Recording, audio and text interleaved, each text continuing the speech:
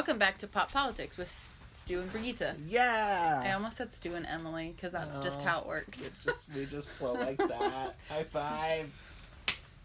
So, we're back from our Thanksgiving hiatus. Hope you all had a good holiday. Yeah. Because we did. For the part where we weren't looking at the news. Yeah. Actually, I didn't do a lot of newsy. I didn't either. Okay, my parents have cable, so I usually throw on, like, CNN or MSNBC when I'm at my parents' house. So that's fun. I'm like, I wonder what's on the cable channels. But Excellent. Other than that, I didn't really do a lot of newsy stuff. Okay. Well, there is a lot to talk about, both pop culture and politics. Pop culture, I had like a huge list, and I had to trim things off because so much happened in the last 2 weeks. But, Brigitte, dive us in with pop culture first. Which one are we starting with? We are starting with... You got the lead on this one. I am so excited about this. So Hollywood Reporter put out an article yesterday or something like that. I didn't see the date on it. Oh, yep, yesterday. They put out this article that was an interview with Aaron Sorkin. And he said that he would be willing, if he were to do a West Wing reboot, and he's been kind of tossing around the idea, that he would cast Sterling K. Brown as the president in that reboot. And Sterling Brown, if you don't know, is he currently is a main cast member in the NBC show This Is Us, which is like the hit drama. Wildly popular. It's wildly popular. It's really quite a sweet story. It's really lovely. I've been watching it, and they're like, real tears have come. That's how dramatic and lovely and wonderful it is. It tracks these three siblings as they grow up together, and it kind of does this like time jumping thing where you get to watch them as like really young kids, as middle-aged teenagers, and then as grown-ups, and they lose their dad. This isn't a spoiler. They lose their dad. He dies pretty early on in their lives, like when they're teenagers, and so you kind of get to track them and how they deal with that. And they're triplets, but so they lost in childbirth. The mother and father lost one of their triplets, and there was a foundling, a little African-American boy that was found the same day, and they adopted him. So Sterling Brown plays the African-American their African-American son, and he is stellar, like an amazing actor.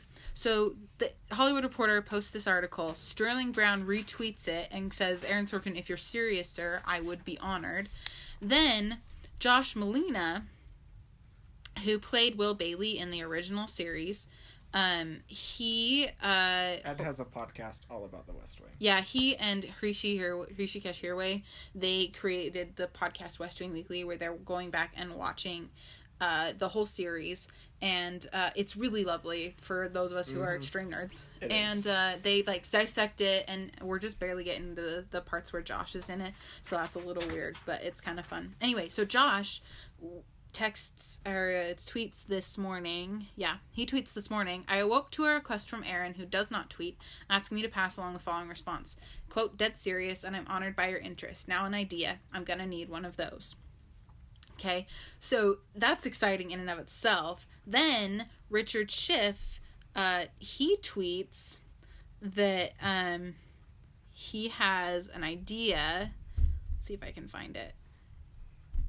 So he says, I've got an idea, and it's a good one. Okay, and then later tonight, this afternoon, Bradley Whitford said, when NBC picked up The West Wing, Aaron was terrified. He thought he was out of ideas. Then he wrote 88 episodes of the best writing I've ever experienced in my life, the equivalent of 44 feature films in 4 years. So I think we've got him right where we want him. So it just all sounds really lovely, and I would love to see like some of the old guard coming back to play a role a little bit, but having a whole new... Yeah, the Hollywood Reporter said the basic setup would be Sterling K. Brown would be the president, and then he would like be going to the current president, and would be going to Bartlett as like the old president for advice, similar to how Bill Clinton went to Richard Nixon. Yeah. But okay, here's. But you could also have there's been some conversation around this, like, what if we bring back Dule Hill or Josh Malina as like chief of staff or people in the White House? Yeah, which would be cool. I don't know. Here's my thing about reboots is they're never as good as the original. And it's like, if you're gonna... I don't know. I feel like we have oversaturated with reboots and remakes lately. Mm-hmm. We had a soapbox about this a couple weeks ago. But you know what I mean? Like, we have so many reboots. But if Aaron Sorkin is on board, it might be good. Because I think that, in all honesty, I'm not a huge fan of the last half of West Wing. I don't find it as good because Aaron left after the 4th season. Yeah. So the last 3 seasons are kind of like, So I think that in essence, like, I think if you had Aaron back on board, it would be a much better and much cleaner show and probably more worth watching. And I think that he could make it different enough that it wouldn't feel like a straight up reboot. Here's the thing, though. Sterling K. Brown, like, is locked into This Is Us, and they're only on, like, their second season. So, like, there's no way he's going to be free anytime soon. Right. So this is in the future. So somebody was like, but only if it's called This Is US. This Is Us. Which I just was like, that's a very perfect title. So okay. That was, some kind of fun for us West Wing nerds. Yeah, that was a colliding of 2 worlds of TV shows that I just really kind of enjoy. Yeah, that is fun. All right, moving on. So Disney has blessed us with some teasers and trailers recently. The first was the Incredibles 2 teaser. Now, a teaser is not a trailer. It's just like a short but the way they teases. Right. The way they and had they pressed built it this, up. though, oh my gosh, was that it was the first trailer. So I sent it to Stu, and we were both like, this isn't a trailer. All it is Jack like doing his powers, like layers are shooting out of his eyes, and then like the dad comes and picks him up and says, "Oh, you have powers?" And that's it. You make him sound so dumb. Sorry. No disrespect intended. But we'll post the link to here's the my video. thing. 2 things. One, it's interesting that Jack is still a baby. I thought they aren't moving forward in time. That they were going to move forward in time and like have him be 15 years older or however long. Do you remember when we talked about this? Because they've got one of the original actors. They've got the original mother, the original father, and I think the original daughter. And there's but at the same time we found out that they're not jumping forward in time. Yeah, so that was interesting. And second, like, it didn't teach us anything new. Like, Nothing. Dad's like, you've got powers? Like, well, duh, all of us knew that, because at the end of Incredibles, it reveals that Jack has powers. So it was, like, completely and utterly worthless. It was, That was my take on it. A lot of hype for a lot of nothing. But, quite frankly, something the other trailer Disney gifted us is awesome. Oh, it's so good. And it is for Avengers Infinity War, and it dropped today, Thursday morning. And woo boy, there was a lot in it. It shows pretty much every MCU character that there is. Mm-hmm. Also, Scarlett Johansson went blonde. Yeah, Black Widow's blonde. It's interesting. So many things. It starts off, they're like saying this quote from Nick Fury, and it like shows it's like Iron Man and Black Widow. And it also Chris shows Hemsworth with long hair and a mustache. Not Chris Hemsworth, Chris Evans with long hair and a mustache. Give this man a shield. Yeah, because if you remember the end of Captain America Civil War, he was like locked away in that secret prison. Yeah. So they're gonna have to like get him out of there. Also, Vision is in human form. And then he was like as Paul Bettany like himself, which was interesting. Oh, really? Did you realize that? No, I usually when you see Vision, he's like red. But then there's also the part where he throws him down and takes the stone out of his forehead. We get to see Thanos come. Yeah. Bad dude, I don't know his name, obviously. His name is Thanos. Anyways, there's way too much in that trailer to even digest right now. No, you need a whole podcast. You just need to go watch. I literally like watched it twice in a row. Like I watched it, I was like, oh my gosh, I need to watch that again because there was so much in it. So it'll be good. Okay, moving on for the sake of time. The other thing that dropped today is Ed Sheeran did a remix of his awesome song Perfect, which is one of my favorites off the new album. And it is with a duet with none other than Beyonce. Like, oh boy, when I saw that announcement, I was like, whoa. That is huge. They have done some work together in the past. They've like performed live and stuff, but never a recording. And it is really great. If you love Ed Sheeran and you love Beyonce, you will love this. It is beautiful. Beyonce's voice. I was a little skeptical at first, like how her voice would fit into an Ed Sheeran style song, because that's totally not her style. But oh, it's good. It's really good. And like just kudos to Ed Sheeran for like getting Beyonce to do a duet with him. Like, good for him. So yeah, cool. Okay, so go listen to that. It's on Spotify. Next thing this week was the CW crossover event. So it's the 4 CW superhero shows: Arrow, Flash, Supergirl, and Legends of Tomorrow. And every year they like do this big crossover where all the characters from all the shows are like together and do this big storyline. Last year it was the aliens invasion thing, which was kind of dumb. I didn't love the last year's one, but this year's one is called Crisis on Earth X, and it was about this fictional Earth. So if you know anything about the DC universe, there's... I'm gonna plug my ears. Oh, okay. Because I haven't watched any of this. Well, I won't give away anything. I'll just... Well, see, I was seeing pictures from it and was like, but wait, last time I left Barry, he was... Nope, can't. Anyway. Oh, have you not been watching any of the current season? Any of it. Okay. So for me, Barry is still stuck in the time, whatever he's in. Oh, the Time Force. Yeah. Which you knew at the end of that season he was going to get out. Oh, you know it, but Okay, I won't spoil anything. I'll just say the premise is that, so in the DC universe, there's the multiverse where there's like a bunch of different Earths and they're all numbered. Earth 1, 2, 3, 4, blah, blah, blah, right. blah, blah. The Flash deals most directly with this, and like Supergirl is on Earth, whatever, and she's on Earth 38, I believe, which I am surprised they like put her on a different Earth. Like, she's not on the same Earth as everyone else. Anyways, so this takes place on Earth X, a previously unknown planet where the Nazis won World War II and are still ruling. Yes, it's very scary, very crazy, but it's so timely. If we think about what happened in Charlottesville and like the resurgence of neo-Nazism, it's like crazy that I don't know if the CW came up with this before or after Charlottesville, but the like symbolism of them fighting Nazis is just like so crazy and so timely for this political climate. It was like crazy. But anyways, it's really good. I really enjoyed it. It's the 4 shows, so it's takes place over 4-hour long episodes. So it's basically like a 4-hour movie. But it's really good and it flows really nicely, and there's some nice things at the end. I won't give anything away. But you can watch this all for free on the CW app, which I love. If you're a fan of these shows and you're not watching, just go to the CW app. You can watch all of their stuff on there for free, and they post them like the day after they air. So, kudos to CW for keeping it free. Like, no other... Nice, yeah. I guess NBC does it too, but... Anyways. Okay, next thing...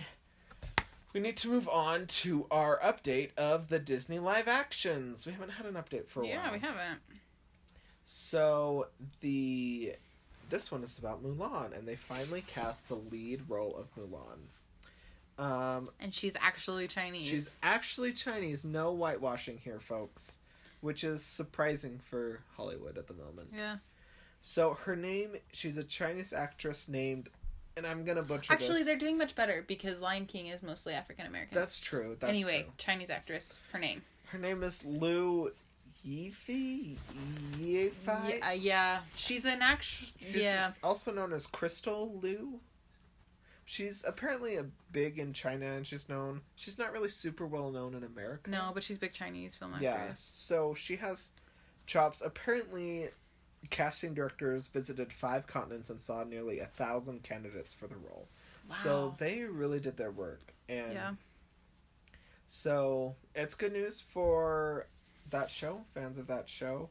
And we'll see what happens. I believe it's going to be interesting to see how Disney handles the reboots of a lot of these like shows like Aladdin and Mulan and The Lion King, which have distinct ties to different cultures that were whitewashed previously or that were treated like Aladdin has a lot of slights to the Middle East that are not exactly quite right. Like, you know, he talks about the land of the barbarians kind of a thing, and so it's going to be interesting to see how they handle that like that in a politically correct way.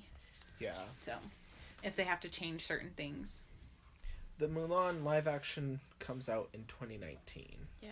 So. And that one, actually, I'm going to be really interested to see because it doesn't... Like, the story of Mulan is a real story, and the animated version brings in the Huns, which are, like, totally not in It's the Mongols Not that she historically really accurate. fights. Yeah, it's not historically accurate at all. So I'm going to be interested to see how they kind of handle that, representing different cultures correctly, or if they just are like, we're really just doing a reboot. Doing a full remake. Yeah, remake. I only have one request for the Mulan remake. So Ming-Na Wen voiced Mulan, and if you don't know her, she plays Agent May on Agents of S.H.I.E.L.D. Oh, that's right. And she's a great actress. Like, if you've watched Agents of S.H.I.E.L.D., like, she kicks butt. She's awesome. But yeah, she was the speaking voice of Mulan, which blew my mind when I, like, figured that out. But I hope they, like, get to incorporate her somehow in the movie. If she's, like, Mulan's mom, or like, has some cameo of some sort. She should be Mulan's grandma. Or the grandma. She's not old enough to be the grandma, though. Well, but you could dress her up, and I think she could do that hilariously. Yeah. I just hope that they incorporate her somehow, because she's such a great actress, and she's still, she's doing Agents of S.H.I.E.L.D., so she's still in the Disney, under the Disney organization. Mm-hmm. So I think they could fit her in real nice, and fans would just gobble that up. Yep. Okay, last thing. Well, our last pop item and our first politics item kind of blur the line. So the last thing that we're gonna put and classify as strictly pop is Obama's birthday wish for Biden, and he basically, this made me so happy. He basically created his own Biden meme, like. It's awesome. I'm going to post the actual tweet. I'm going to take a screenshot of it and input it into the blog post. But basically, so this is how it goes. It's got a picture of Biden at one of the State of the Unions, kind of like doing his little gun fingers, like looking at the camera all like happy or like making a face, you know. And so Obama says this, me, Joe, about halfway through the speech, I'm going to wish you a happy birth, Biden. It's my birthday! Me, Joe. Joe, period. Happy birthday to Joe Biden, my brother, and the best vice president anybody could have. And it was just like the perfect birthday wish. Made me really happy to see that Barack Obama was making his own Biden memes. Okay, transitioning to politics. This next thing is kind of, I don't know. It's like celebrity, but it's also political, has some political history. So I'm going to try and do this as fast as I can, but this is something that I think is just so fascinating. So this is about, you guessed it, the royal engagement announcement. So, if you didn't hear, Prince Harry of Britain is engaged to his girlfriend, U.S. actress Meghan Markle, and this has been rumored for a while now, so nobody was, like, super shocked, but it was just like, aw, that's awesome that they finally did it. But this has so much historical context, it, like, kills me.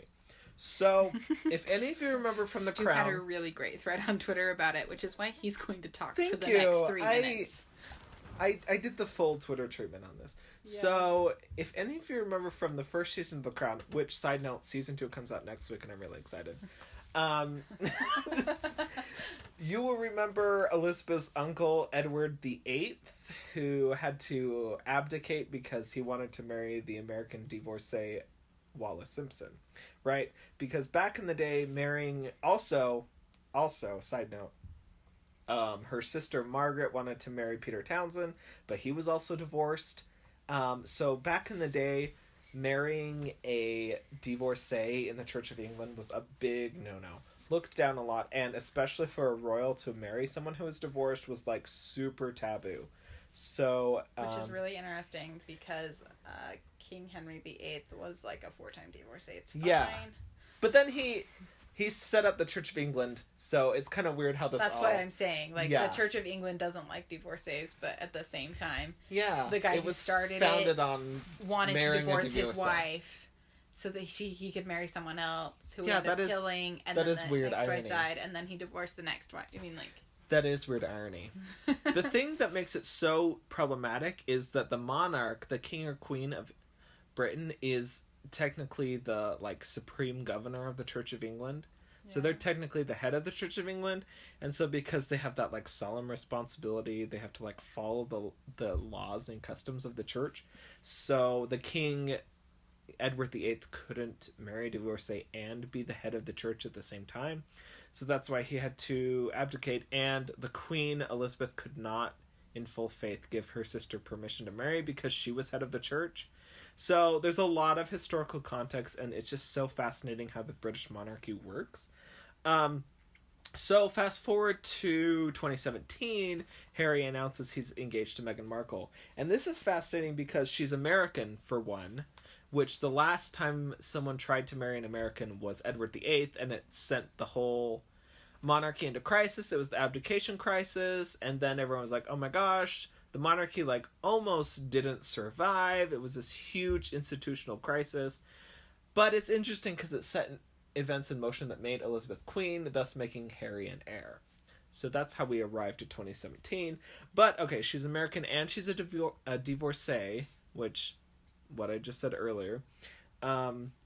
So... She's also biracial. She's also biracial, yeah. She is of mixed race. She has a white father and an African-American mother. And her mother is, like, straight up African-American. Like, she has cornrows. And she's like, what you think of? You should be really careful. Okay, well, a lot of people... She's direct descent from African. Yeah, a lot of people are like, it's America. So cool to think that, like, Prince Harry's mother-in-law will be an African-American woman with cornrows. Okay, like, I see what you're saying. Yeah, so sorry. other people have said that. Yeah, other people have said that, like, it's cool to think that she has African-American descent and, like, her mother, who she is kind of cool. Yeah, So it's cool symbolism. Sorry if that came out weird. I didn't mean to. In the monarchy, the British royal family also has gotten a lot of flack lately, and kind of for a while, for being, like, really white and not being inclusive and just being kind of, like, austere and, like, far away. Mm-hmm. Anyways, so... okay, side note. I was looking at a family tree for them. Oh, that's always interesting. I had forgotten that Prince Charles has siblings. Yeah, you don't really hear about them. No, you don't hear about them at all because it follows a direct line descent. So Prince William's children, he has 2 and 1 on the way. Mm-hmm. They're the next in line, and Harry's after them. Yeah. So right now, Harry's like, what, 5th in line? He'll be 6th. He'll be 6th after when the baby's born. Yeah. Right, because obviously we have no reservations about women being in the line of succession, which is awesome. So you have Charles. Right. That changed. It didn't always used to be like that. I know. But Elizabeth's been queen for a really long time. So you have Charles, and then you have William, and then you have, what's his name? George and Charlotte, and the baby. And then baby. Yep. Baby who has no name because baby is not born. Also, side note about Elizabeth's children, and divorce. So Queen Elizabeth and Prince Philip had 4 kids. 3 of those kids got divorced. So the monarchy has really changed since the abdication crisis because and Charles remarried after Diana died. And she was also a divorcee, Camilla. Oh, Camilla's a divorcee too. Also, Camilla, the whole thing with Camilla is fascinating because it's rumored that Charles was cheating on Diana with Camilla while they were married. Really? Yeah. So there's a whole history there. Like, Charles and Camilla have known each other for years. Mm-hmm. Anyways. Okay. If you're interested in that, go look it up because it's fascinating. Back to the royal engagement. Back to the royal engagement. Okay. So they said they're getting married in May 2018. And her engagement ring. We have to talk about the engagement ring. Oh, yes. So it has 3 diamonds. One is from Botswana, which has personal significance to them. They've, like, vacationed there and spent time there together. Isn't that where they spent their, like, 3rd date? They, like, camped. They spent the night camping in Botswana. But then the 2 diamonds on either side are from Princess Diana's collection. Yeah, isn't that so And he precious? was like said something like he wanted her with him. He wanted her with them on this crazy adventure, which is just adorable. When asked, he said that Prince Harry thought his mom, Princess Diana, and Meghan would be as thick as thieves. Thick as thieves, yeah, that was cute. So, another few more things. They're getting married at Windsor Palace, which is like the Queen's summer home in London. It's a really cool palace. They're getting married at St. George's Chapel there. Meghan Markle is leaving her TV show Suits, which is like super popular. It's a legal drama on USA Network. But they announced that she is leaving. And she is announced that she intends to become a U.S. citizen and will be baptized into the Church of England before they get married. She is a U.S. citizen. She intends to become an English citizen. UK citizen. Yeah. Man, my brain's not working. She will become a UK citizen and will be baptized into the Church of England. Because that's a big deal, like having a U.S. citizen as part of the royal family. That's also part of it. That was like, my biggest question about this is like, how is her being an American gonna like affect all of this? And so, speaking of, there was a really, really, really funny tweet from, I don't even know who he is, just some random guy on Twitter. He said this: Prince Harry's kids will be Americans. What if one grows up to be president and is in line for the throne at the same time? Brits are playing the long ball here, but it's a smart move. They want America back, and this is how they'll do it. That's funny.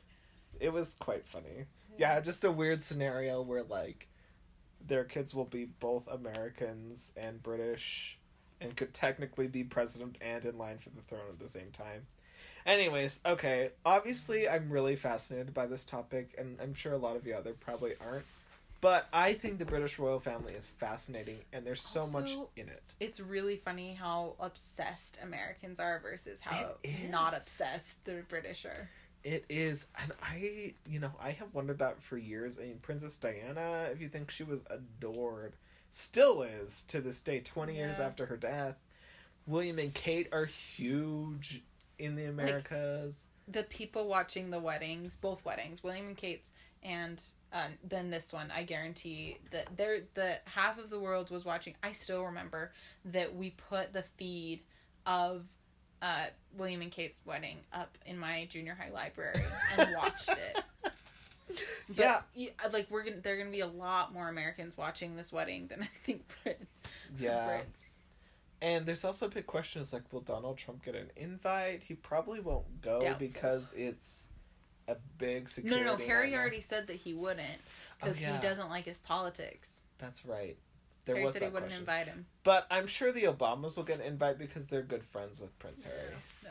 Whether or not they'll go is a different question because there's a whole security question. But, you bring up a good point, though, about Americans' obsessions with the British royal family, and I can't explain it. The only thing I can think of is that, like, we don't have that system here in America. Yeah. So it's, like, this foreign, like, I don't know. It's, like, it's different and new and exciting. Like, we have no concept of, like, what it is. And it's, like, not part of our national identity that we But just, it's really fascinating because we fought against them. We fought against the monarchy. We didn't want the king. And so now we just kind of obsess... Well, I guess it's our celebrity culture. We obsess about celebrities. We call really Beyonce the queen, Queen Bey.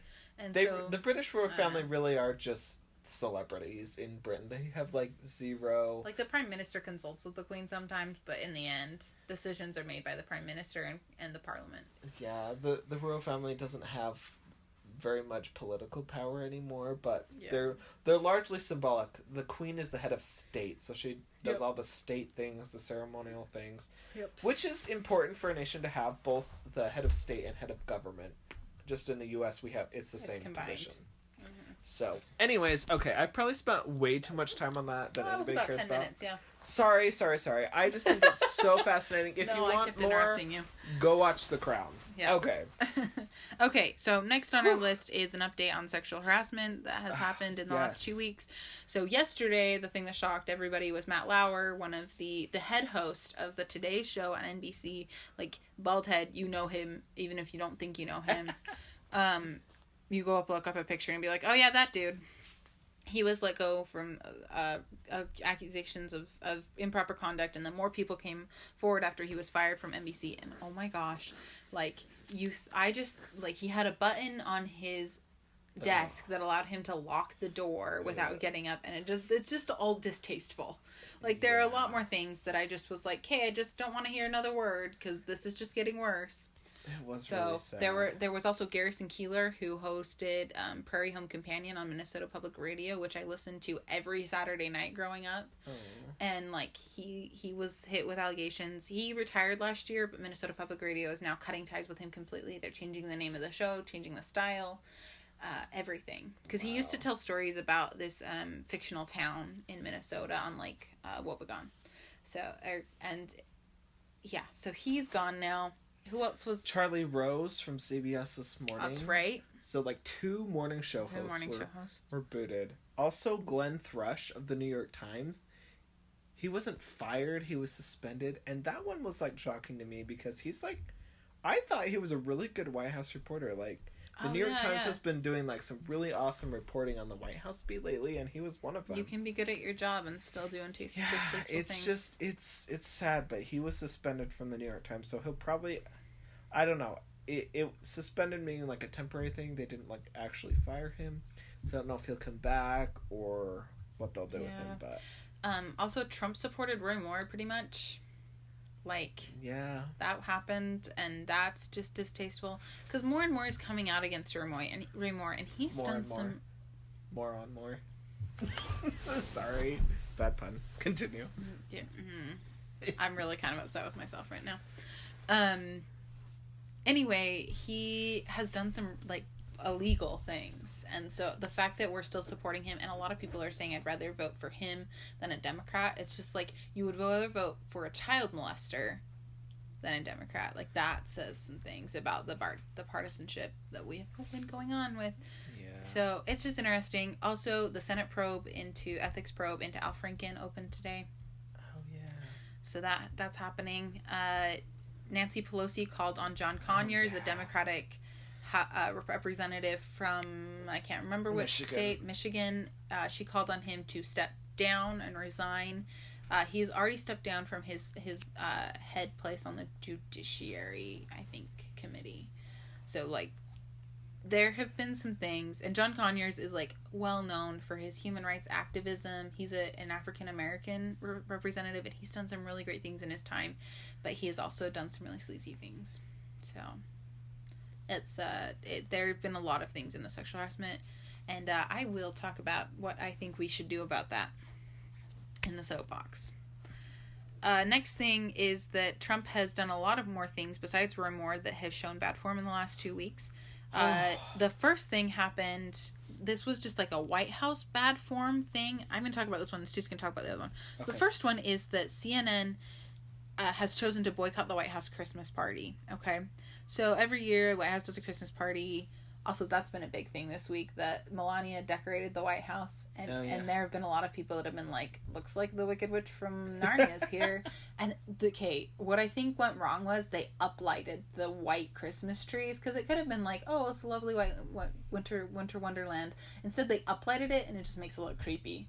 Like, don't uplight things that are not supposed to be, like, creepy or, like, ambiance. Like, we uplight things for Ted because the red light on walls doesn't look creepy, but white light on spiky trees looks creepy. Anyway, that's a side note. So anyway, CNN has chosen to boycott. So Politico chose to report this on a couple days ago on the 28th, and then Sarah Sanders, the press secretary, from the press secretary Twitter handle, tweets, "Christmas comes early. Finally good news from CNN." Which is just, like, terrible contact. I just was like, you said, what? What did she say? And then Stu sent me Trump's response, because I'm really bad at reading Trump's Twitter because it makes me sad inside. And he retweeted Sarah Sanders' tweet and said, "Great, and we should boycott fake news CNN. Dealing with them is a total waste of time." Just like, what?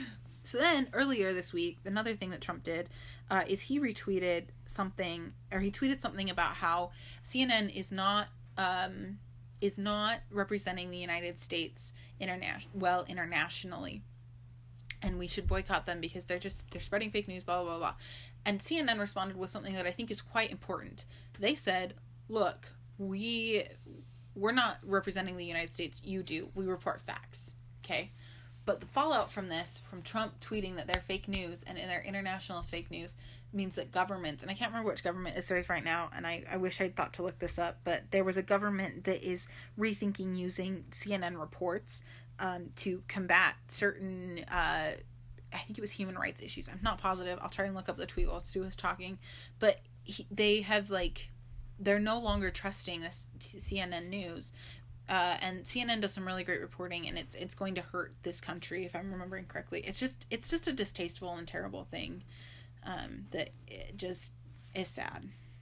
Okay, the other distasteful thing has to do with Trump tweets that I don't read. Okay, so Trump retweeted 3 videos by the leader of a far-right British group called Britain First. Okay. And supposedly, so this Britain First is a very far-right nationalist group in Britain.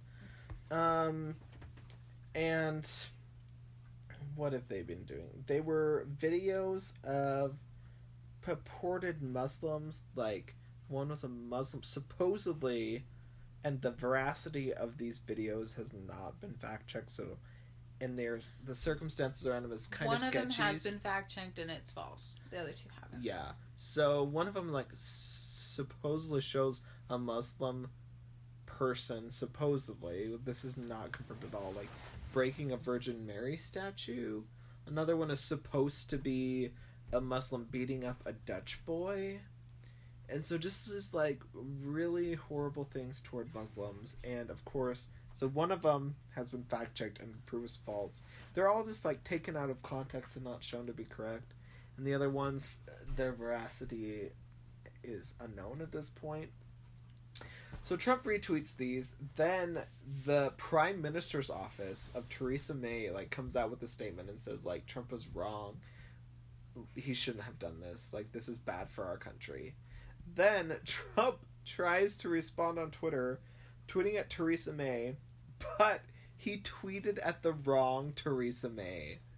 So he tweeted at Theresa May all under, or all lowercase, all one word. But that is not the account of the Prime Minister Theresa May. There's some other woman whose name is what's her name? Teresa Scrivener, but her middle name is May, so her Twitter handle is at Theresa May. Oh my god! And she's like, she has 9 followers. Well, she did. She probably has a ton more now. No, seriously. But when he tweeted at her, she had like 9 followers. So, but then Trump eventually deleted it and posted a new tweet with the right handle tagged. But it basically says, Theresa May, don't focus on me. Focus on the destructive radical terror, Islamic terrorism that is taking place within the United Kingdom. We are doing just fine. So then, Theresa May, she's in Jordan right now, visiting King Abdullah there. She was asked, she said at a press conference this, quote, "The fact that we work together does not mean that we're afraid to say when we think the United States has got it wrong, and to be very clear with them. I'm very clear that retweeting from Britain First was the wrong thing to do." So basically, U.S. and British relations are at a low point right now, which is saying a lot because Britain was and always is our closest ally. Up until maybe this point, but... Well, even then, like, they need to find allies without the European Union as they're working on Brexit talks. So they're not in a position to... But this is something step that, like... at the relationship. The other thing that's is important to know is that a member, the Britain First is accused of a lot of crimes. There's a woman who's like really high up in leadership. I can't remember what her exact role is, and she's currently on trial for certain crimes. And then there's also like somebody who claimed to be from Britain First killed an MP, a member of Parliament. Oh yeah, from Britain, and yeah, that was sad. I can't remember if what the gender of the MP was, but anyway, the widower has spoken out against Trump and his attempt to normalize. Somebody was like, he's normalized the right in the United States, and he's now trying, I was listening to the BBC recording of this, and this British person had said that he's succeeded in normalizing the alt-right in the United States, and now he's trying to do it in Britain, and we just can't let him. So, I mean, it's just a bad situation overall. It's just not a good thing. Yeah. Okay, next thing. I can't find that tweet. Anyway, I can't find that article that I was talking about. No. So, that's too bad. The next thing is their Project Veritas, which do you remember what kind of group they are? Their goal is to undercover like the mainstream media's bias, right? To like catch them in lies, and their goal is to like uncover the truth about the mainstream media, right? That's what I can remember. Mm-hmm. And so basically what they do is they like hire undercover people and basically like try and catch the media like telling lies or That's basically like their purview. So it targets the mainstream. I found the blurb. Mainstream news media and left-leaning groups. The organization sets up undercover stings that involve using false cover stories and covert video recordings meant to expose what the group says is media bias. So that's a quote from the Washington Post article. Anyway, so the point is that this woman approached the Washington Post several months ago with this story about Roy Moore, the Republican candidate in Obama that we've talked about, right? How he got her pregnant as a teenager. And anyway, so she did a series of interviews with a Washington Post reporter, and then they kind of were like, she kept pressing the reporters to provide their opinions, and basically what she really wanted to set up these reporters, and the reporters kind of felt something was off, so they saw her walking into the offices of Project Veritas, and they know what that organization is about, right? So they uncovered this whole thing where they were trying to set up the Washington Post. The story she was telling was completely untrue, and they published this whole story about it. It's a really fascinating story, and worth the read, because, like, in a world where the president is vilifying the media, there are actual people trying to set the media up for failure. So it's like the media can't win for losing at this point. Is there anything you wanted to add? No, it just kudos to the Washington Post. They did like a whole story about it, about how they like fact checked her and like basically foiled this plot to try and catch them saying something. Or so it was really cool to see that like the media doesn't just like print everything or publish everything that they get. Like they fact check and they investigate, and it's not as whimsical as people think it is. They don't want to, even though they probably the reporter who was probably interviewing this woman probably doesn't like Roy Moore as a person, she still wanted to make sure that the facts were correct. Yeah. Okay. I have a couple of other things that just worthy of a mention. Last Friday, a mosque in Egypt was bombed, or was subject to a terrorist attack that killed over 300 people. And this was important because it was a mosque, and it was perpetrated by ISIS, and it was a minority Muslim group called the Sufis. And it's very interesting to note that it was a village where they had tried to escape the persecution that was leveled at them, because they are a minority Muslim group and they are a little bit on the fringe. The Sufis are a little bit more mystical in their beliefs, and so it's just interesting that they were attacked, and it did leave over 300 people dead, especially a mosque. Like, ISIS is purportedly a religious group, and to attack a mosque is, especially during prayer, the main prayers for the Islamic faith take place on Fridays, is just very fascinating and worrisome. Anyway, so there's that. The next thing I have is that the tax bill is moving quickly through Congress, like really quickly. The House passed their version before Thanksgiving. The Senate moved theirs out of committee earlier this week. The Congressional Budget Office finished appraising it, and the main goal of the Republicans was that this tax bill was going to pay for itself. Instead, it's going to add $1 trillion to the deficit. According to the Congressional Budget Office, there are a lot of other things that are a little bit worrisome. They've tacked on some things like getting rid of the individual mandate for Obamacare, and a couple other things that are just like they're from all the analysis that I've seen and heard. The largest tax cuts are actually going to go to the rich and to corporate businesses, and there is no evidence that when corporate businesses get a tax cut that they will turn it into they will move it to the people. And so it's unlikely that we're actually going to see that. And some people under, I think it's 200,000, the 200,000 mark on the tax brackets, will actually see probably an increase in their taxes, which is worrisome. So there are a lot of reasons. I would encourage you to go read up on it, because I have very limited understanding, and I've listened to a lot of things and read a lot of other things, and so you kind of have to come to your own conclusions on that one. Okay, next thing is the Consumer Financial Protection Bureau. So this was an Obama-era agency that was created during the Obama administration. Wow, that was redundant. But so the agency director stepped down and named someone to be the acting director. One of his deputy directors. One of his deputies to be the acting director, while the administration, nominates somebody and the Senate confirms, because it's a Senate confirmation, Senate confirmable position. So, and that was like part of the law that set up the CFPB. Like, that was codified into the law that, like, if the director steps down, then, like, there was rules in place for who would be the acting director. But Trump had a different idea, and he decided to name OMB director Mick Mulvaney as the acting director. Okay, so Mick Mulvaney already has a job. And it's a job. Pretty big job. Like, managing the budget is no simple task. I don't know if you know that. Anyway, continue. So, yeah.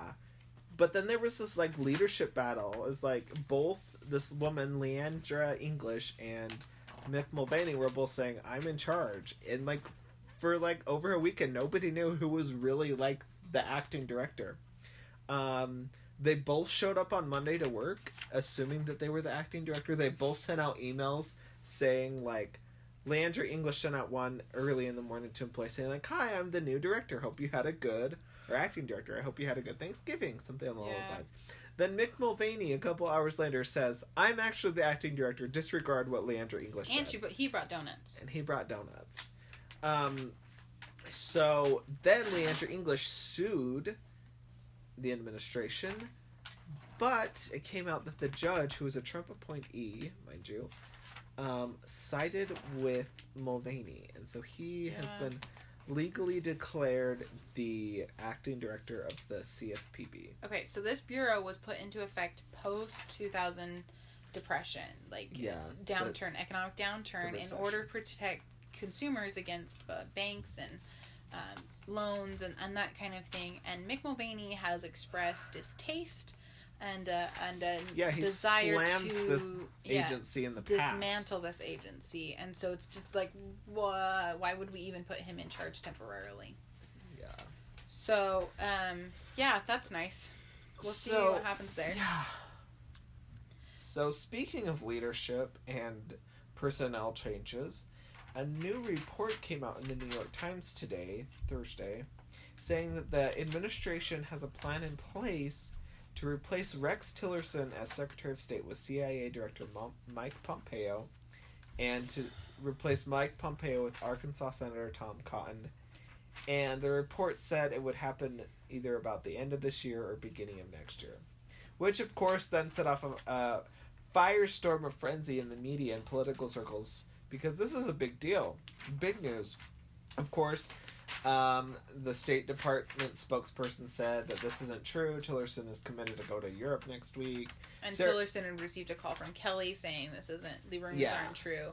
I just heard that report. Then Sarah Sanders said, was asked if the president still has confidence in Tillerson, and she did her classic, if the president doesn't have confidence in someone, they won't be serving anymore. She always says that. So that's that's a non-answer. It's a big deal too, because Tillerson has been slowly dismantling the State Department and doing a lot of things that anger a lot of us who really believe in the power of the State Department. And so it's like, I wouldn't be sad to see him go, but at the same time, he's been very ineffective. He hasn't been very effective, but at the same time, I'm not sure that anybody can be truly effective in that role under President Trump. In addition, I'm not sure what Mike Pompeo will do, because I haven't seen anything stellar from him at CIA. You wouldn't see a lot of stellar things, but I have seen him... I read a report about him twisting the truth a little bit to support Trump and doctoring the intelligence. Anyway, it's just been, I don't know that I want him in charge of State Department either. And then I was reading a tweet from someone, and it was a former CIA director, or former CIA something. Let me see if I can find it really quick. I shared it with a friend, so it should be pretty simple to find.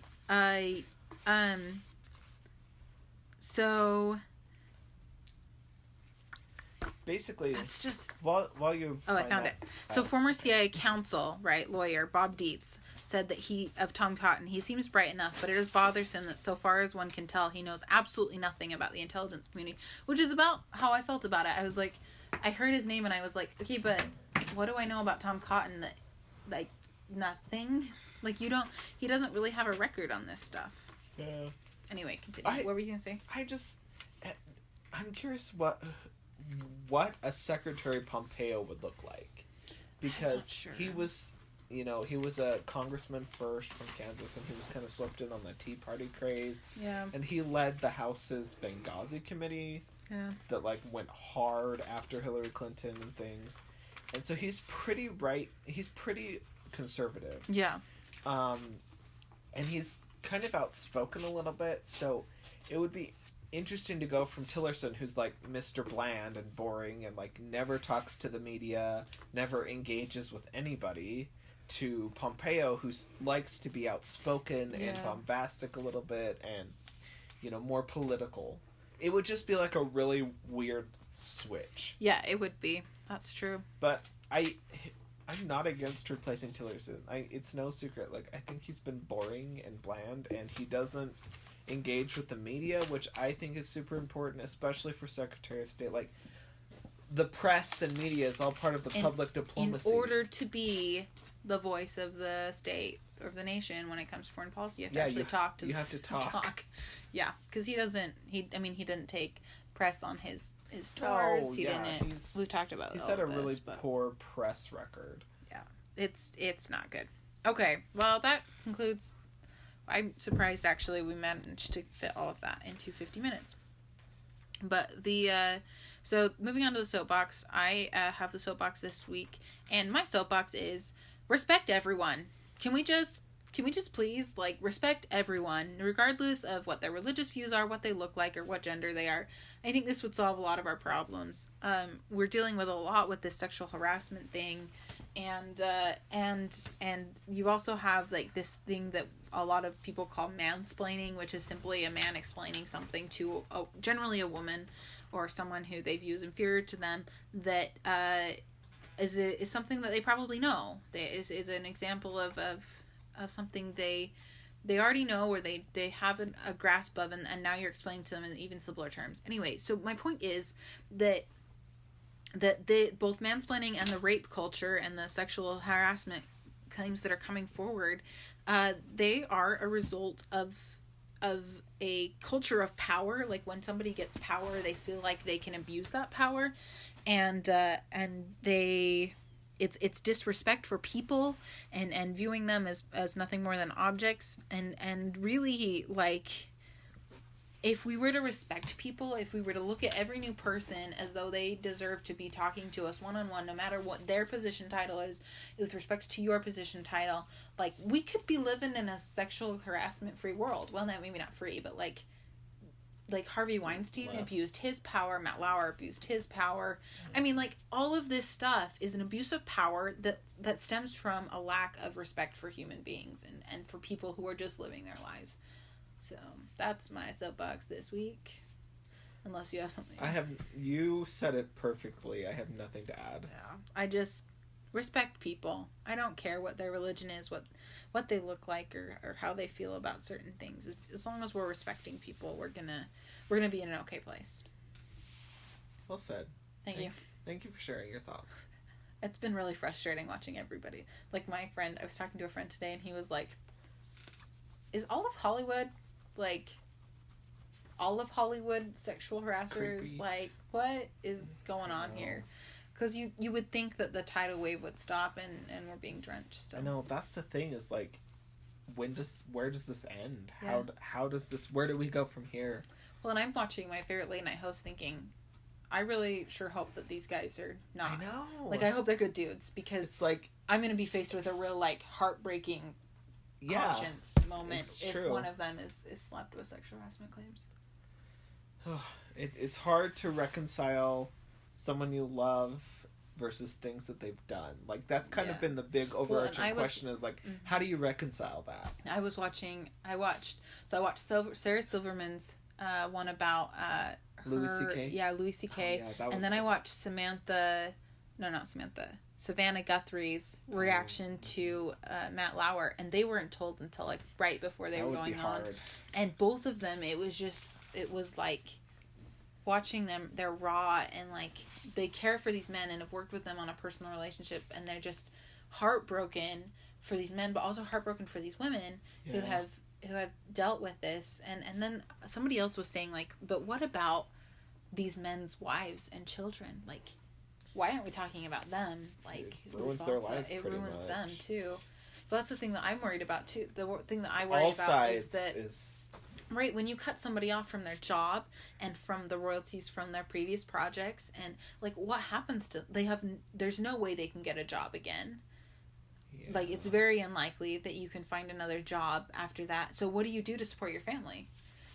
Unless you've, get a salary of $29 million and save a lot of that, but what do you do after that? You can't get a job. You're blacklisted. Right. So the thing that these men are doing they're seeking, they have power, they're abusing it, and they're losing it, and then they're impacting people beyond themselves. And it's not just the women that they assault or the men that they assault, whatever it is. It's also their families, and it's also the people who are abused families. I mean, it's just, the ripple effect is so immense that if we were just to respect people, we'd be in a much better place. Well said. I think that's a good place to stop. I think so too. Thank you for sharing that. You're welcome. We'll catch you next week.